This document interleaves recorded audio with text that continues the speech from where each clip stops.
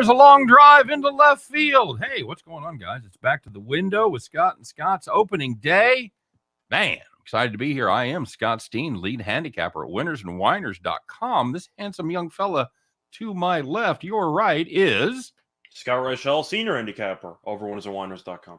And together, we do this each and every day, 3 p.m. Eastern, 2 p.m. Central, doing our best to guide everybody back to the window to cash those winning tickets. Scott, I can't get used to the new slow preview music. It's like it's about 20 beats per minute slower.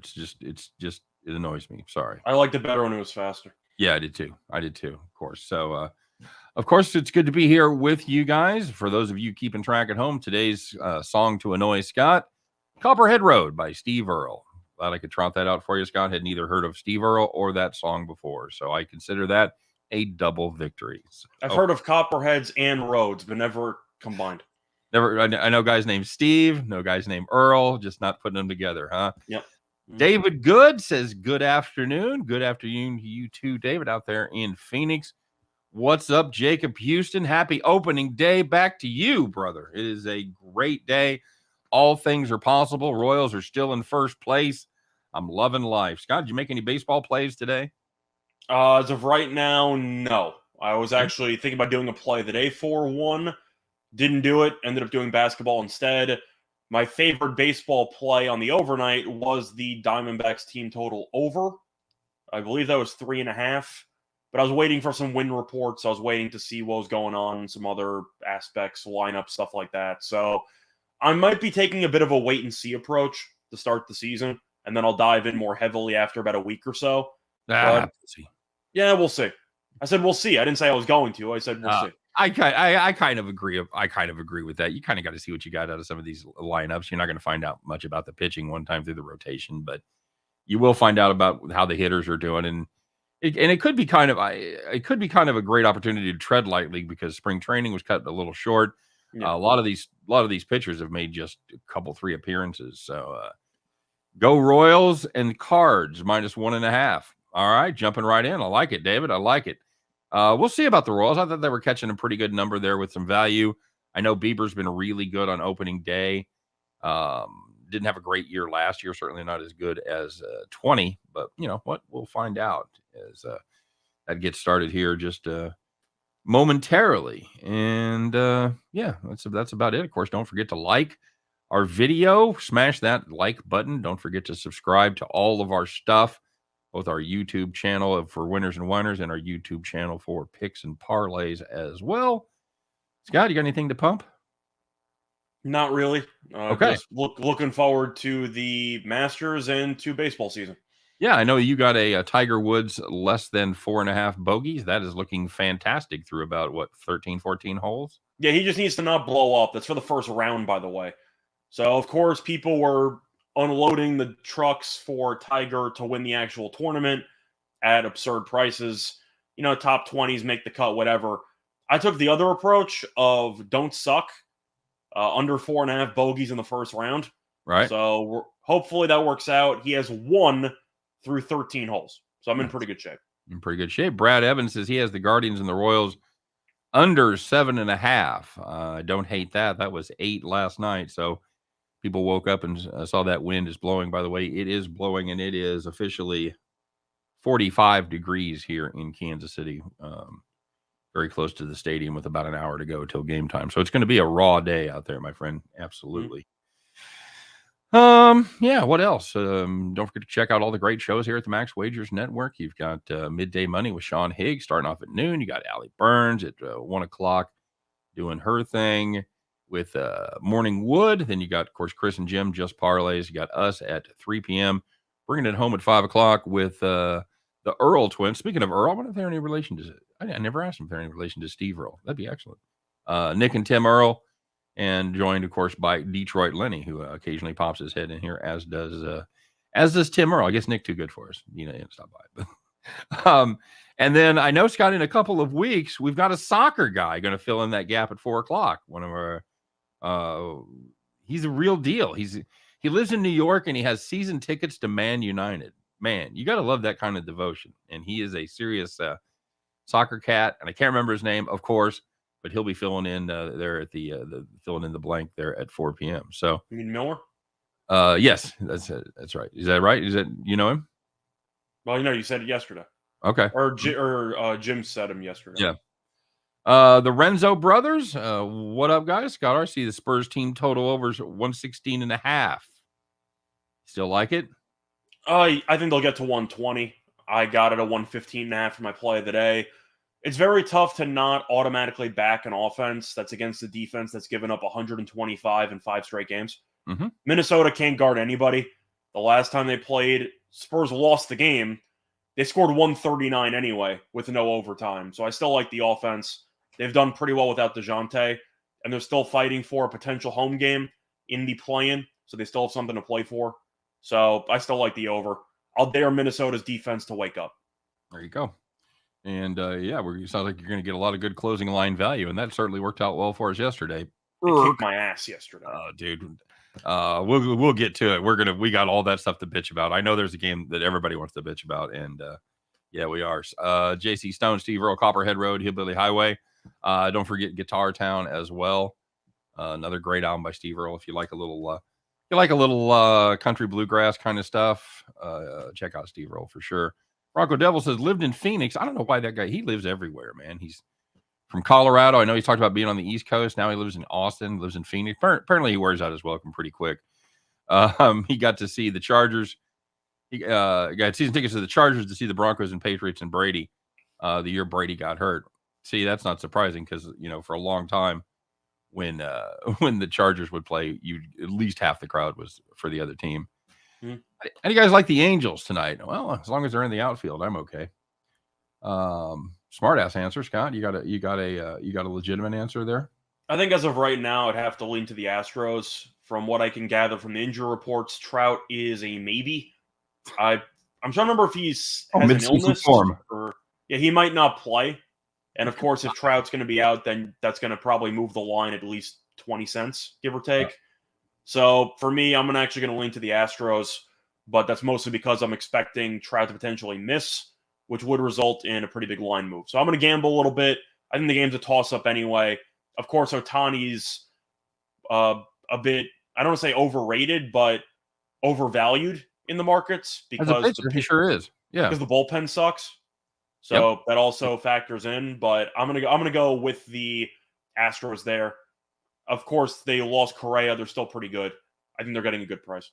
Give me the Astros a plus money. I'm going to sign up for that just about every time. Plus, Framber Valdez is no hack at all. He really kind of came into his own last year. He's got a great slider. I was reading a piece on him last night. Said he has the 5th lowest WOBA against when he uses his slider. So some pretty impressive company there. Houston won 9 straight opening games. That's a good piece of info right there, MZ. Because I'm going to say lineups turn over a little bit, but there's a few static pieces in there. So yeah, that could absolutely be a through line. Mets tonight up in your neck of the woods there, Skeeter. Mets, do they still have anybody left to pitch that hasn't gotten hurt yet? Apparently McGill. But the Mets, if you want to actually look at historical trends, they're great on opening day. So I don't know if that means anything because you went from DeGrom and potentially Scherzer to McGill as your starter for opening day. Jimmy McGill? No, unfortunately not Jimmy McGill. I think we both agree the Nationals suck. So the Mets, even though they are going to be a bit shorthanded in the rotation to start, the lineup definitely improved. Picked up Marte, picked up Kana. They got some pieces there.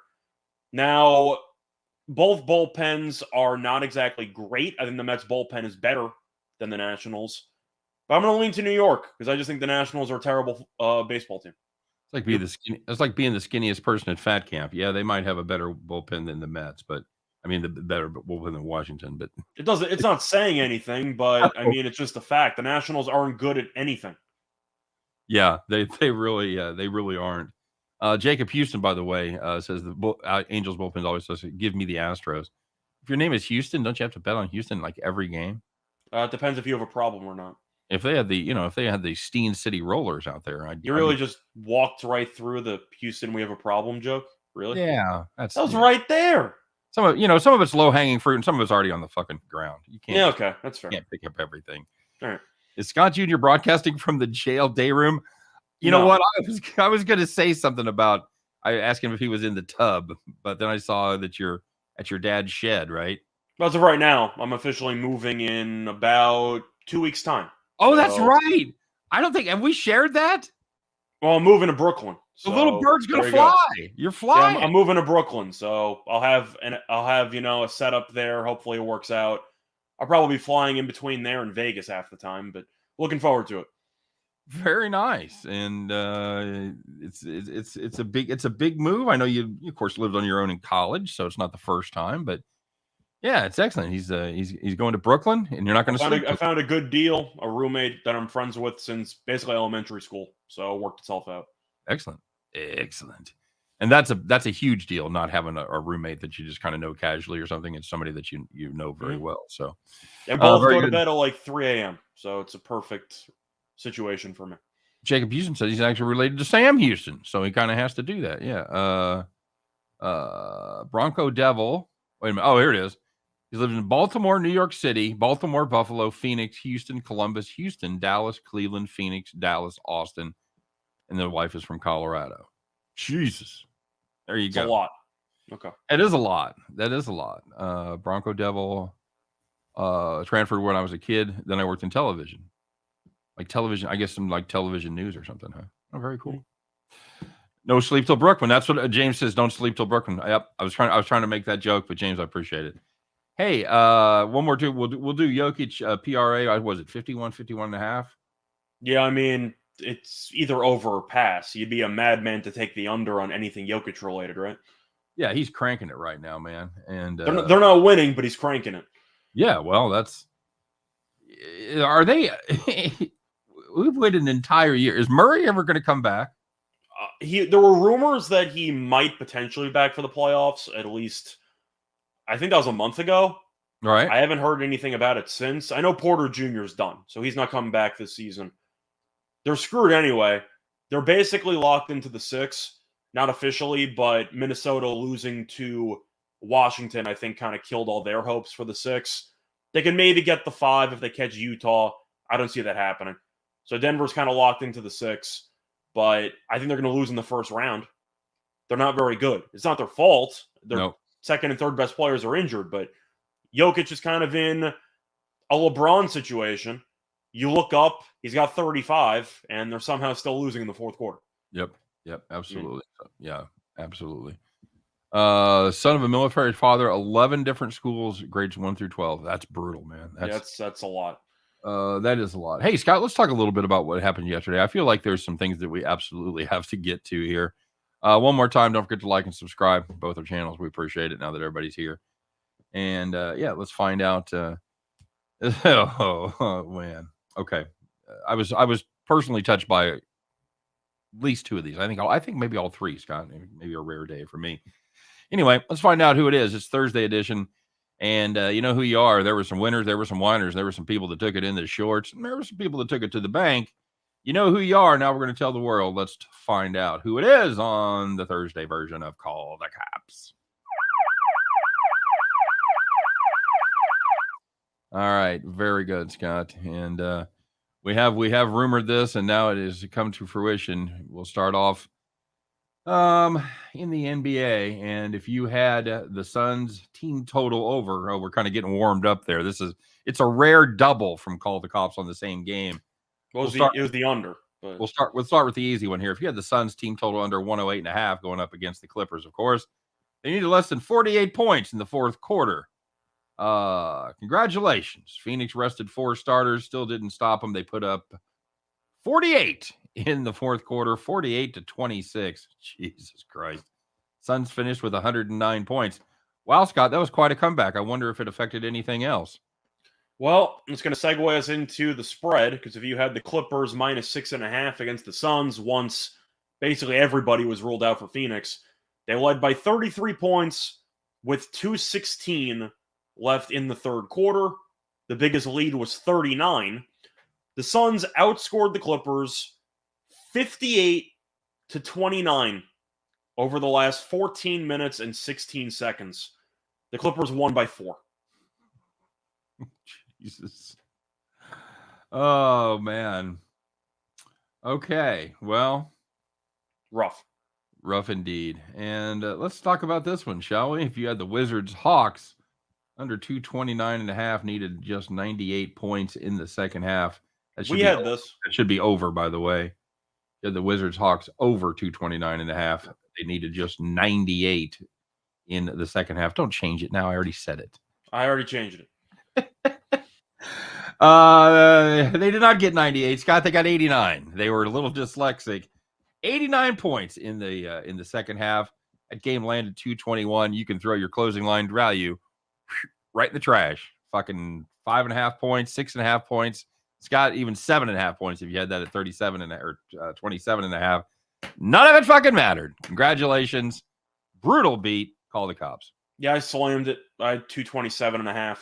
Even though I won my play of the day, I had a losing day yesterday because of the amount that I loaded up on that over. I mean, you had 71 points in the first quarter, then 61 in the second quarter. Yep. You just need them not to be stupid. And then they couldn't make a shot for the first 7 minutes of the second half. Drooling on their shoes for the first 7 minutes of the third quarter. I think there were 13 points combined in the first about 7-8 minutes of the third quarter. That's fantastic. Just fantastic. All right. Well, there was some good news out there, and we weren't on the right side of any of these. At least I wasn't. But you were for your play of the day, right? Yeah, I was. Yeah. Okay. Cool. All right. Well, let's find out who it is. Who we heard about all the whiners, man. There was a couple big ones right here on your radio dial, but there was some good news out there. There were some people that had cashed those nice, easy tickets. They spent their Wednesday evening sitting in the rocking chair. So the first one was my play of the day. If you had the Celtics -6, -6.5, it was all the way up to 7.5. Didn't matter. They led by 16 at the half, and they won by 23. The Bulls are now 2-21, straight up against top 8 teams in the league. Frauds? Is that a good way to put it? I don't know about frauds, but perhaps we'll just be nicer and say overvalued. How about that? I'm not even sure if there is any value anymore. They get buried every time they play a team with a pulse. All right. Well, if you had the Mavericks Pistons over 219, yeah, I was on the other side of that. Congratulations. But if you had the over, congratulations, because each quarter had at least 57 points. That's put you in pretty good shape right there. That game landed 244. Mavs Pistons over 219. Congratulations, you were in the rocking chair. And the last one, if you had the Phillies on the money line against the Rays, they led 8-0 after 2 innings, and they won 9-2. Yep, nice way to finish up the season there for the Phillies. So, Scott, this one is another one that I had, and it certainly deserves its own little category because it was right up there in your neck of the woods. A lot of people were on the other side of this, and I know they were happy. When I graded a lot of picks last night that had the other side of this, and congratulations, you had a no-doubter. Scott, let's find out who it is today as we check out the Thursday edition of I'm Not Mad. Fuck it. I'm mad, but I'm also disappointed. All right. Go ahead. So, you had a game at MSG last night between the Knicks and the Nets. Knicks opened up a huge lead. They were up 21. They were kind of coasting in the first half. And then the Nets realized we got them right where we want them because the Knicks in double-digit leads don't exactly work out too well most of the time. The Nets came all the way back. Also, another honorary member of Call the Cops, but, we could use it for its own segment because the Knicks didn't even cover. They were getting 6.5, and they led by 21 points. And they ended up falling apart in the fourth, ended up losing the game by double digits. It is the fourth time this season that the Knicks have blown a 20-point lead and lost the game. Scandalous. Just fucking scandalous. That's all I can say about that. It turned what should have been a very good night for me into a dreadful night. That was just unbelievable, Scott. Unbelievable. I was at the bowling alley watching my kid bowl. They had the game on. I was watching. I kept looking up, seeing the score. I'm like, what is it? Wait. What now? The Nets are ahead. How is that even possible? So, by the way, fun fact. No memorabilia mentioning the Nets have won 7 straight. against the Knicks. That is definitely true. Trivia question for you. Do you know what year was the last time Durant lost to the Knicks? 2014. 2013. Ah, damn it. He was on Oklahoma City. That's Yeah, the last time that that Durant has lost to the Knicks. I was figuring that. Nets own the Knicks. Yeah, I know. Everybody's like really smart because everybody's like, fuck, and it was the Nets the whole way. Truth is, I like the Nets don't wanna going in just because Robinson got called out at the last minute, and I figured the Knicks would kind of roll over. I thought they would get off to a decent start, but I thought eventually they would run out of gas. 20-point lead, that's still a brutal beat. I didn't think it would be that bad. But, I mean, the Knicks were in it. I just question motivation. They were motivated. They just suck. Bronco Devil says, did you see the LeBron tweet saying you better watch out? You better not cry? Out. Yeah, Yeah. I did not. Is it like for next year? We're going to come back stronger and blah blah blah. Is that Keep what the it same energy. No, I know he said on the shop he wants to play with Curry, or that's one player on his bucket list. I mean, he's played with him in the All-Star game a couple of times. Does that count? No, apparently not, because he still wants to play with him. Yeah, I don't think Curry's going to go to the Lakers. So, hint, hint. Maybe the Lakers should trade LeBron. Just saying. You know, we'll see. LeBron with the Christmas Carol. Yes, absolutely. That's it. 1777. You got any thoughts on the playoff future, Scott? You're talking about for the NBA? I am. Let me kind see of a broadside there. Right. I know we haven't talked. We didn't even talk about that in pre-show, but no, because I have a couple of props that I recommended on a podcast a couple weeks ago, but it's not even playoff. It's actually just to make the playoffs.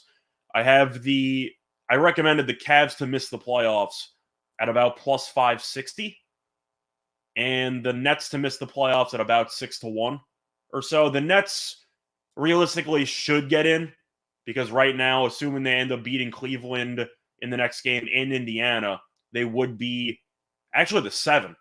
So they actually are in a good spot right now after that comeback win yesterday. The Cavs at plus 560 are an absolute treat. Because right now they're, I think, still favored to make the playoffs, but they're completely imploding. right. There's no way around it. They're a mess. And they would have to play the Nets and then the winner of the Hawks and Hornets. I like whoever the hell wins that Hawks-Hornets game because I think Cleveland actually might miss the playoffs. You? Yeah, I think that's very possible. Yeah, Bronco Devil says the LeBron tweet was the haters better watch out. Yeah. God, just sit down. Just sit down until the playoffs are done. We're done with LeBron for a while. Cavs to miss the playoffs. Make the playoffs is minus 120. Misses minus 105. I got it at plus 560. So fingers crossed. Ooh, got that good closing line value. Yeah, I can't wait to throw it in the trash can. No, I like your shot there. That's the kind of shit you just dream about right there. Mm-hmm. Having, plus 400% or whatever. Spurs tonight plus 8.5 against Minnesota. Yeah, for me, that's going to be Spurs or pass. Again, this Minnesota team, good offense, Scott, but that's only half the story because they cannot guard anyone at all. They have given up, I'm trying to see here, they've given up 130 plus in 4 of their last 5. The game they didn't give up 130, they gave up 125 and lose by 23 to Toronto. So, yeah, I'm not going to, there's no way I'm going to lay points with a team that can't keep somebody under 130. Now, San Antonio not having a great offensive season, but they have been better lately. And yeah, I like them. What do you think San Antonio puts up there, Scott? 125? I mean, I got the team total over, so I have them for basically 120 in my head. Okay. So at 120, which I think that's low. I think that's a fucking bargain. Mm. But I've got them closer to 125. And does Minnesota cover that if the Spurs can get to the mid 120s? Well, the last time they played, San Antonio scored 139, and they still lost by 10 because Minnesota scored 149 and Towns at 60 points. So defensively, they're not great either. Total in this one's 240 or so. I still like the over. I don't think you're going to see much defense there. But I think it's San Antonio or pass. I don't mind the money line here. But you can argue Minnesota might be motivated after having that no-show against Washington. I'm viewing it more as a red flag because they gave up 120, 130 give or take points to Washington. That's hard to do, by the way. That's hard to do. So I think the Spurs should do what they want offensively. Minnesota probably will as well, but I can't lay 8.5 with a team that has just checked out defensively. So I don't mind Spurs money line. I don't mind the spread. I got the team total as my favorite play. Yep. I guess the one concern I had was potential rest with injuries, but no, the Spurs are still competing for home court for the 9-10 play-in game. Mm-hmm. So the game still matters for them. I like the Spurs. Yep, I'm with you. 1777 talks about everybody's all over the Suns, but he wants to see how Curry is coming back from Golden State. I'm the same way. That's what I want to see. I want to see what this Golden State team is. I think you are underrating them just a little bit, Scott. They were the best team in basketball for the first 6 weeks. Well, I'm being pessimistic, as a classic gambler move because I have a ticket on them to win the title. So I'm automatically lowering expectations in my head. I got him in a parlay, so I got him at basically 50-1 to win the title, which is just an insane deal for me. I got pretty lucky. I hit the other legs of the parlay, but still, right now I got 2 future bets, 3 if you include Coach of the Year, but that's kind of a done deal. I have the Suns to win the West, also a parlay. I got that at, I want to say 30-1, I think. And I have the Warriors to win the title at 50-1. So the one thing I'm rooting for is the Suns and the Warriors to not be 1-4. I want them to match up in the Western Conference Finals, worst case scenario. So I'm really rooting for Golden State to win out or for Dallas to lose because I don't want Golden State to be the 4. But I'm acknowledging that with Looney, no Wiseman coming back, they have no front court depth at all. Right. Draymond really has not been very good. And I'm looking at a situation where Golden State really relies so heavily on Curry, and he struggled for a decent portion of the year. I'm concerned about them having enough supporting cast depth to overcome a mediocre series from Curry. I think that's my main concern. That's fair enough, and that's all legit. And they've lacked in the front court all season long. So Clay's been streaky, Poole's been amazing, but Wiggins has been streaky too. So assuming Curry has his usual performances, 20-something points, 44% shooting, 43% shooting. Am I sure they can win a series against Memphis? And again, I don't know about that. I don't know. Right. Somebody talking about the Sixers-Raptors game tonight, possible or most likely preview of the 4-5 matchup here in the playoffs. It could go a little differently. The Bulls could allegedly catch them, but it's just about a fait accompli at this point. So here's my question for you about those kind of games, Scott. How much do you show them? You show everything? Do you sit anybody? Do you have any tricks up your sleeve? I mean, you probably played them 3-4 times this year, probably 3 times already this season. So have you showed them everything? Is there anything you hold back? What do you do there? Or you try to make a statement? I don't know if Toronto knows how to take their foot off the gas because that's just how they've played all season long. Philly, of course, still competing for the potential 1 seed, realistically the 2 seed. I don't think anyone's catching Miami at this point, but the game still matters for Philly.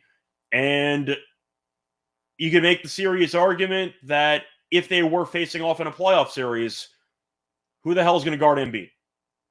Because you have Siakam playing center, and I like Siakam, but I really just don't know how anybody on the Raptors' smaller roster is going to match up with Embiid. So there's a reason why the favorite has switched in this game and why a lot of money's pouring in on Philly.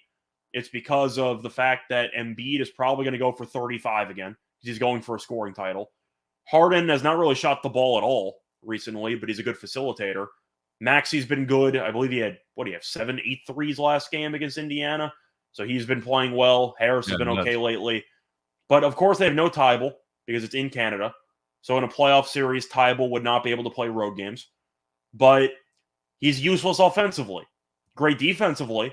So I like the over in that game with Tybal being out.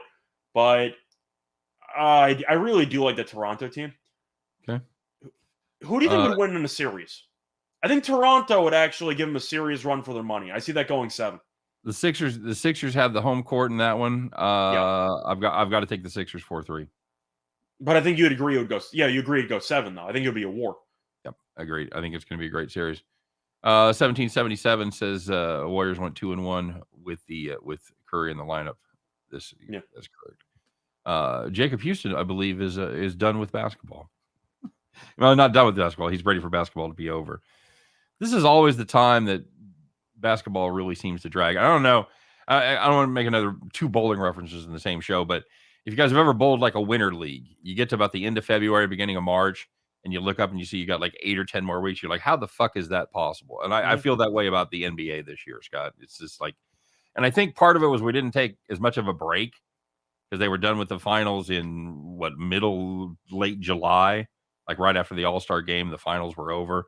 So we really only had 3 months without basketball, and then we're right back at it. And we're just grinding it through here. So yeah, I'm kind of with you, even though the NBA has probably been my best sport the last 9 months.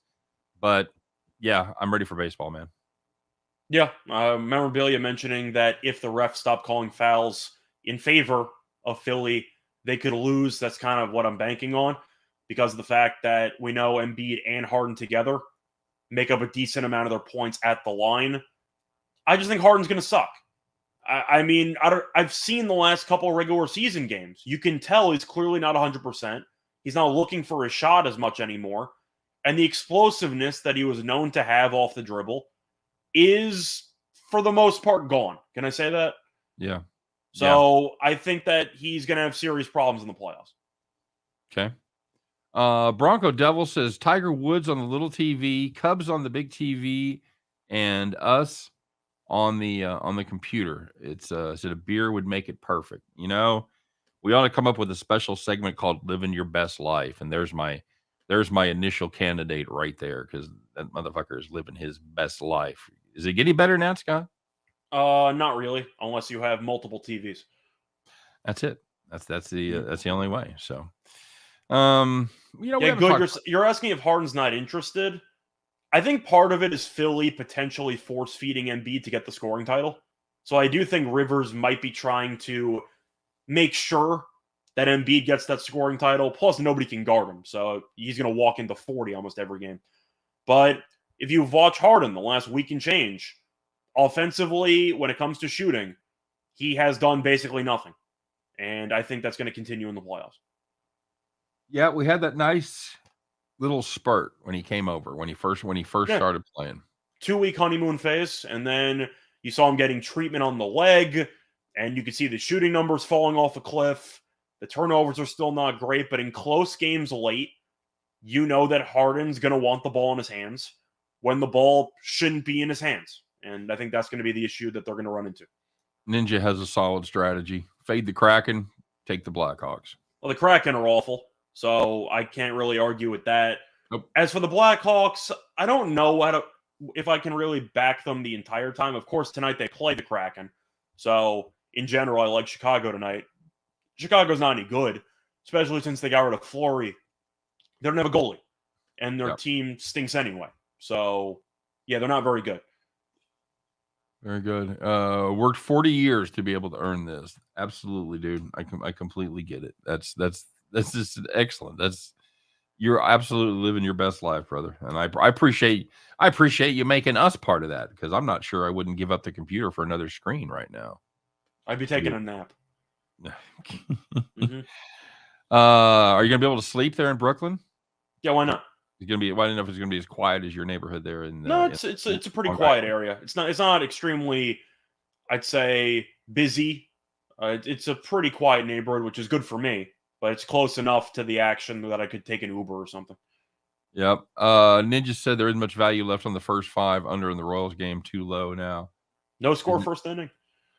Yeah, that's not a bad idea either. I don't think of Grinke. I mean, we talked about this game briefly yesterday. I said I liked the under, but I don't know what Grinke we're going to get, and I don't know what Bieber we're going to get. So I was kind of staying away. But of course, the wind is going to help out the under, or it should. Yep. Team total under for somebody, but the truth is, once again, I want to see what Grinke we get because in the back half of the year last year, he was awful. Yeah. By the way, Ninja, I agree with you at 3.5. That makes all the fucking difference in the world to me. It was at 4.5 yesterday, and now it's the bottom's falling out of that number, and so now we've gone to a juiced under 7.5. I wouldn't be surprised to see that. Well, we don't have much time till game time, so yeah, I think it'll stick at 7.5. But you're paying minus 125 for it. So as far as the full game, and yeah, then it sucks. But it's still a reminder: the Royals game is free on MLB TV. I did not know that. David Good's going to play. Speaking of living your best life, he's going to go play golf in 40 minutes. Excellent. And Tate the Great says, I like Embiid over 32.5, Harden under 20.5. I solidly endorse both of those plays. I mean, Embiid, if Philly wants to win games, Embiid should be going for 35 plus. Toronto's undersized. You might see a little bit more Chua or some of these other centers they have. They're not very good. I don't think it's going to matter. Embiid should probably end up going for 35 to 40 in this game. Jojo Rabbit checking in. Let us know the Brewers are up 1-0. Yeah, I saw that. They had a pretty well hit ball to first base, bobbled it just enough to take the double play off the table. Not sure he would have gone home anyway, but had no shot at a double play anywhere. So the old 3 unassisted RBI. We'll take it. To Lorenzo can. No score first inning, minus 255. Too much juice. It's minus 250. You mean 155? 155. 155. Okay. Sorry, that's my bad.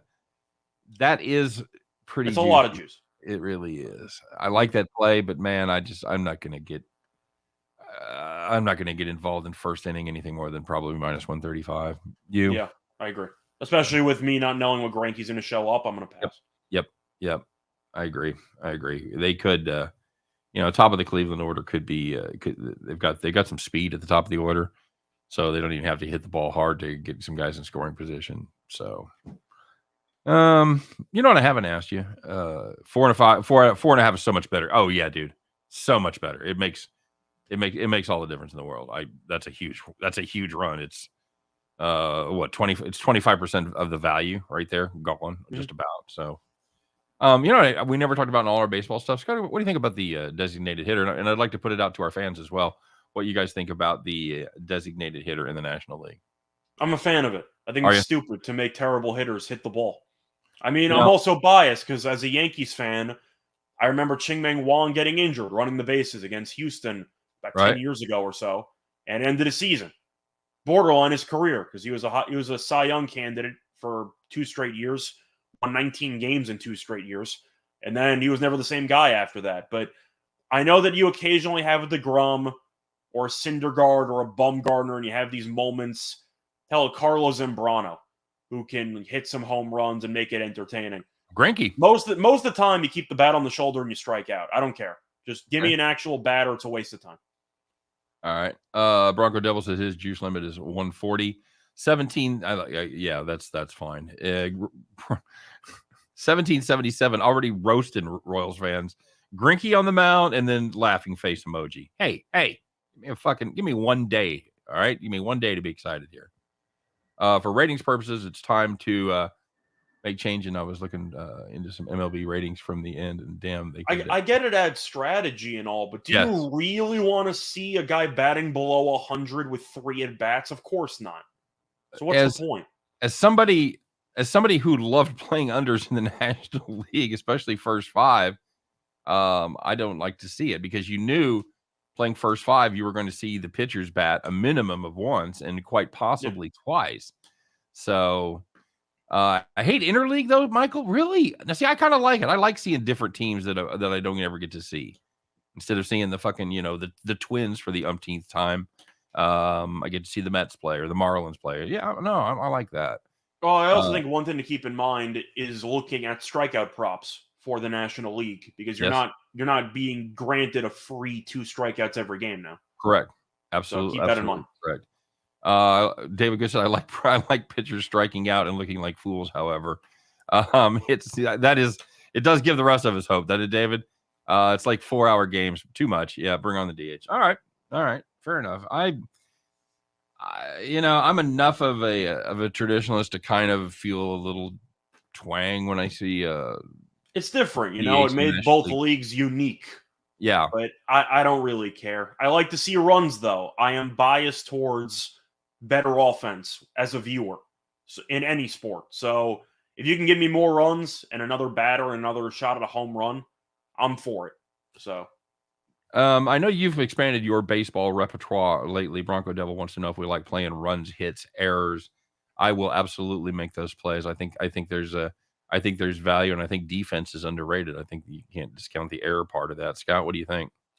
for me, I have done that in the past. However, one issue that I run into is that they don't really give you runs, hits, and errors for one individual team.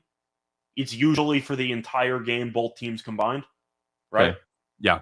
Yeah. So that's a problem because if you're expecting one team to do most of the heavy lifting, then you can't bet the prop. But you're looking at a situation where you're going to take that in Coors Field, where both teams might score 20. But if that's the case, you can also just take the over. I'm trying to figure out when it's a good situation to take runs, hits, and errors instead of just taking an over or an under. You know? Fair enough. Because you're basically just saying, I like the prop, but they have to strand 15 guys on base. Right. So I would rather just take the over. That's a little thread in the needle sometimes for real. Somebody asked me about the Cardinals today with the 68-year-old Adam Wainwright on the mound. Where you at? Where you at on him? He owns the Pirates so badly, man. He owns that damn team. Now the issue is going to be the wind in this game. There's a lot of wind blowing out to right field, about 18 miles per hour, which should result in more runs. The problem, though, is that the Cardinals own Brubaker, but their lineup is practically entirely made up of righties. So they haven't really adjusted to the wind or anything. So we'll see how that works out. Wainwright might give up a couple of home runs, maybe because of the fact that you have Vogelbach and some powerful lefties batting. But Wainwright historically owns that damn team. I like the Cardinals because Wainwright kills that team every single year for the last 15 years. Yeah, I can't get behind Brubaker in this weak ass Pittsburgh lineup. I can't do it. You know, at some point Wainwright's going to hit the wall, but I think we're getting good value in like what is it, like minus 139. I don't know how many years you can wait for him to hit the wall before you realize that he's just Ponce de Leon. He's got the fountain of youth. You know, he's just hanging in there. The Brady of Major League Baseball. Pretty much. Jacob Houston says, I've got the St. Louis team total over 4.5. Yes, I like that.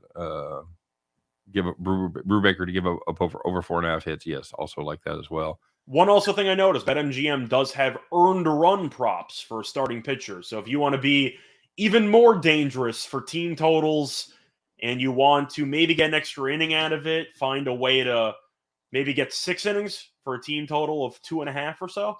Of course, you know, an error and you're screwed, but earned runs, though, I saw Darvish last night over 2.5 earned runs at plus 115. There might be some value to be found. Just saying. I like that. Bryce wants to know how I like Grinke back to the Royals, or I guess either one of us. Was drafted by them in 2005, full circle, to be the ace. Hopefully something left in the tank. Yeah. It's a win-win for you guys. I agree, Bryce. They're giving him $13 million. I got to be honest with you.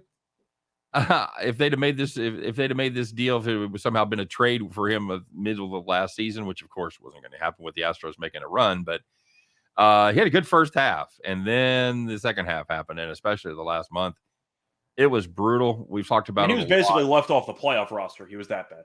Yes, yeah, he was practically. And Scott and I made a nice little chunk of change fading him late in the year. I don't know, Bryce. I'm anxious to see. I wish we had a good enough pitching staff where he was the crafty veteran in the 4 or 5 spot. I don't think Grinke is in any way, shape, or form still an ace, even if he's because his velo is down, and that's what I worry about more than anything because that's could he be? Is he a crafty pitcher that knows how to pitch and he knows batters? Absolutely. I don't think nobody's smarter about hitters than Grinke is, but. Except when he tips his pitches to the opposing hitters for no apparent reason. Well, that's his personality. That's his thing. Yeah, I was trying to figure out a nice way to say that. No runs first inning in the Reds game. I know Molly has good numbers against Atlanta, but the wind's blowing out. You have that lineup. The Reds lineup isn't terrible either. I know they lost in pieces. They're still pretty talented. What do we lay in there? I would think of $135, $140. For no run first inning? Uh-huh. Oh, no. I'd assume it was like minus 115. Oh, well, if the wind's blowing out. With In Atlanta's ballpark with the wind blowing out, it's Freed on probably the like mound, minus no? 115. Okay. I'm going to Then check right now, but if I had to guess without looking, I would guess 115. But let me see what I a can get. reasonable number. I just thought with that pitching matchup, it'd be a little stronger. Minus 120. Okay. All right. Making all these changes with the DH, but the pitchers. Yeah, see, that's in 1777. Remember, really points that out. It's all about the pitching. It's with the end of the day. We talked about it on our baseball preview. It's the only sport where you can have a team that's minus 160 on one day, and the same lineup is going to be plus 120 on the next day because of the pitching matchup. So yeah, it is entirely dependent on the pitcher. So, by the way, I see Jacob talking about how BetMGM has good props for baseball. You don't say. That's news to me, right? That was our official baseball book last year. Did you think you were going to be able to bet that legally in just a year from when we were just crushing that last year? No, but I'm happy. I'm happy I can. So that's definitely nice. I know that I saw before somebody was asking about the Celtics and Bucks game to go back to basketball. It's right now it's either Bucks or pass because the Celtics are resting basically everybody. They beat the Bulls yesterday, and they decided, you know what, we're not really feeling this game. So Tatum's not going to play. Horford's not going to play. Smart might not play. They're benching half their team. Yep. I can't back the Celtics here. I'd look probably at a Bucks team total over just because the defense, I'm assuming, is going to fall off a cliff with all the injuries or all the people missing. But, yeah, the Celtics are resting everybody. I want nothing to do with them. Bronco City took the Angels as his pick of the day. Godspeed, sir. I'm leaning Houston, but it's a coin flip game, so I'll take the Astros. But yep.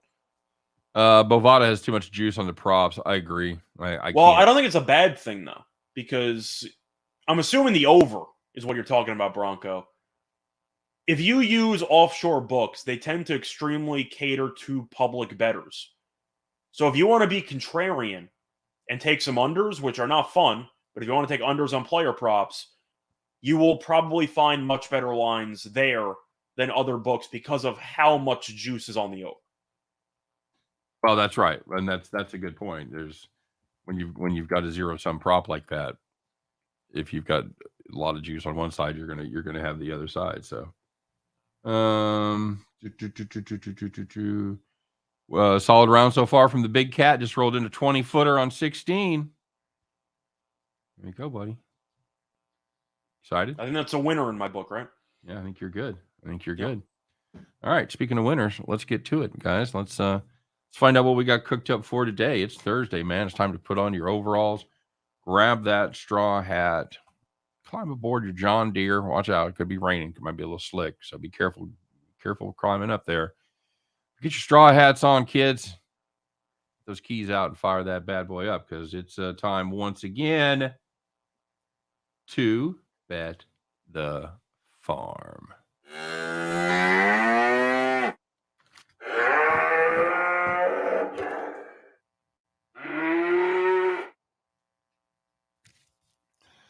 All right, there it is. And that what? I don't have the hat with me. Why don't you bring the hat with you? I just forgot to. Did you not get the case? The case? No, I did not get the case. The case for the hat? The traveling case? No, the travel case, right? No, I didn't get the traveling case. No, that I didn't get. Okay, bring your fucking hat, Jesus!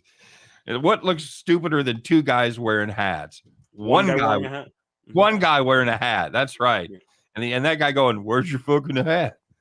All right, well, fuck. Hopefully you can make picks better than you wear hats, buddy. So first of all, how'd we end up yesterday? We had the Celtics team total over, and they got there. Woohoo!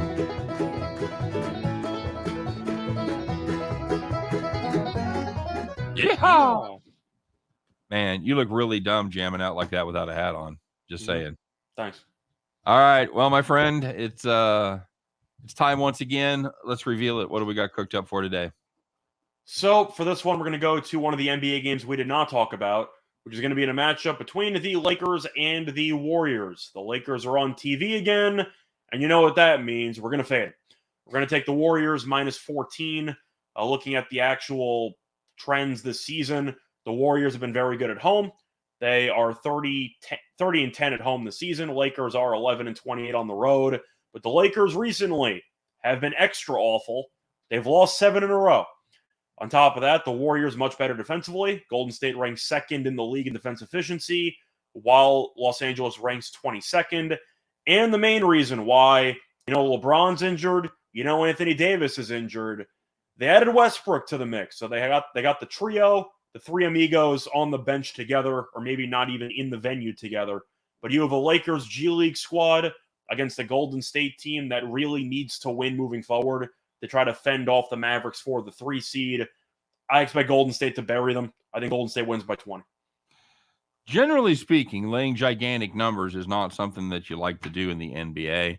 However, this is the week to do it. This is the time of year when you have teams with drastically different motivations, albeit some of them have no motivation, while the other team is all motivated. So even the supporting cast, like you think Dwight Howard, who joined the team to try to win a title, yes, is thrilled to be playing a meaningless game in the final? No, nobody's going to care. I think they're going to roll over.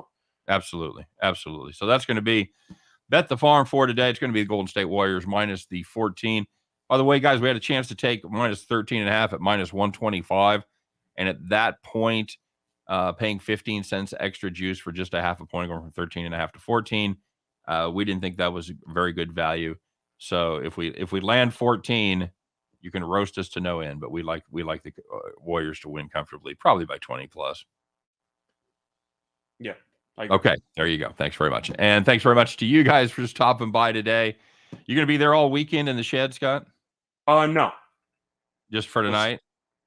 I was there last night, actually, so I'll be back for the background tomorrow. Okay, well, there you go. He'll have his hat back tomorrow, everybody, and the background. Get excited about that. We appreciate you guys stopping by. As always, we do this each and every day, 3 p.m. Eastern, 2 p.m. Central. Scott and I will do our very best, hats or no hats, to help you in your journey to head back to the window. Take care, everybody.